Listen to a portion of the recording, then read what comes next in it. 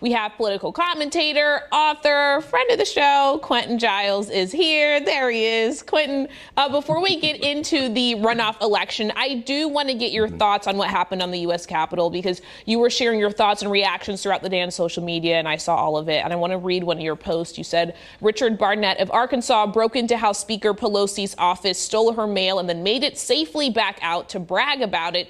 Do you think Black Americans could get away with this? So I'm obviously assuming you have your own answer to that question, but walk me through how you processed what was happening yesterday, both as a Black man and as someone who is very knowledgeable about politics. You know, to be quite honest, I was not shocked.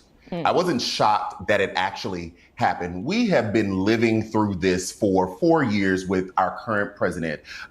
We saw this coming. If you look at what happened in Michigan with the governor there, with people trying to attempt to assassinate her, kidnap and assassinate her, and Trump capitulating and making excuses for them. If you look at all of the previous rallies he's had, encouraging violence against people in the media, encouraging violence against people who disagree with him, even if who just came out 2 months ago and said white supremacist is the direct threat to this country and is on the rise. I listened and I watched all those things. So I wasn't surprised that they actually did this. What I was surprised at was that they actually accomplished it. The attempt was not surprising. The rhetoric wasn't. We heard Donald Trump himself prior to this happening at that rally inciting that war zone that they attempted to carry out. So as an American, I was completely flabbergasted at the president. As a person living this experience every day, I was not surprised. As a Black man, I end up being infuriated that not only did everyone leave, meaning they left alive, but they also left without going to jail. And when I say alive, let me be very clear, because things can be misconstrued. If Black people did that, if Black Lives Matter did that, if 10 Muslims got together, there would have been bullets in everybody's body. I have no doubt about that. So I have a wide range of emotions based on what happened yesterday. Yeah. And it's interesting you say that, because actually Senator Lindsey Graham said something similar, where he was talking about he felt, based on what he saw yesterday, that lethal force should have been used. So it's interesting to hear you say that. So it's interesting Lindsey Graham wanted to say that. Okay. But okay. Okay, I let you handle the politics and I just ask the questions. So no, you're all good. So we are going to switch gears now. We have you here to talk about Georgia. I want to talk about the impact of the shift of power in the Senate on Democrats. Wednesday, President-elect Joe Biden added an important member to his cabinet. He finally nominated an Attorney General, Merrick Garland. So now the Democrats have won control of the Senate. What does this mean for the confirmation process of Biden's nominees?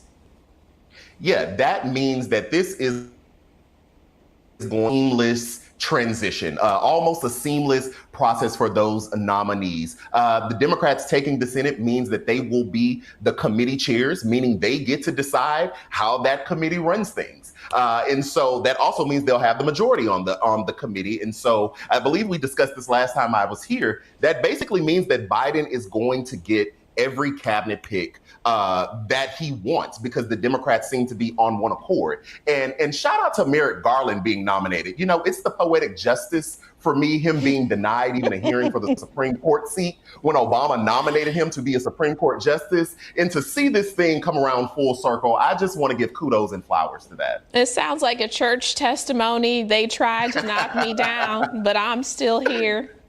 Listen. Right. So, you know, there is a slim majority, right? You got 50-50, but then you also have Senator Harris, who would break the tie. But do you think that Biden will now have a better shot at passing climate change, his climate change agenda, I should say, because, you know, not all Democrats even agree on what should happen with that? Right. Yeah. It's an interesting position, right?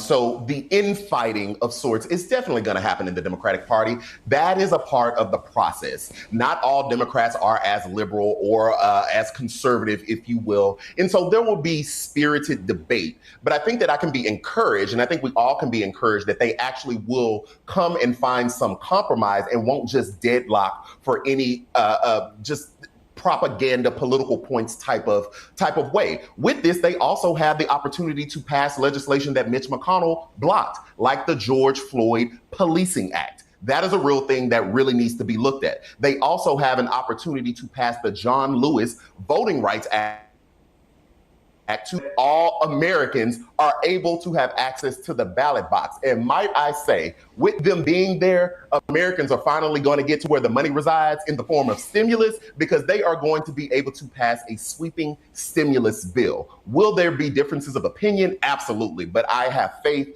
that the coalition is going to come together and work for the American people. Just for our brother, where the money resides, where the money resides. Okay, we just had to sing for him right here. Quentin, thank you so much. We appreciate everything you teach us every time you come here. Thank you for coming. We appreciate your time. Thank you.